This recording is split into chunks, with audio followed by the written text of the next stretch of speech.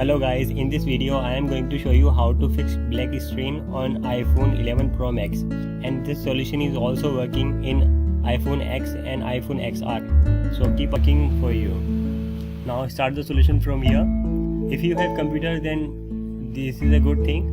You can check your device in DVR mode, just connect the cable. In case it shows on your computer screen, that means your device in recovery mode.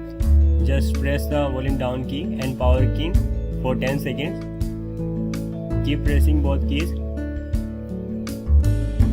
Just release the volume down key. After 10 seconds, keep pressing power key and you will see a logo. That means your device is okay and you have fixed the black screen on iPhone 11 Pro Max. If you like the video, hit the like button and share this video to your friend. And if you have questions regarding this solution or other solution, you can ask me in comment section. So thank you for watching this video. Now you can see here, you can unlock your device by your pin. So thank you for watching this video. See you in next video. Till then, bye.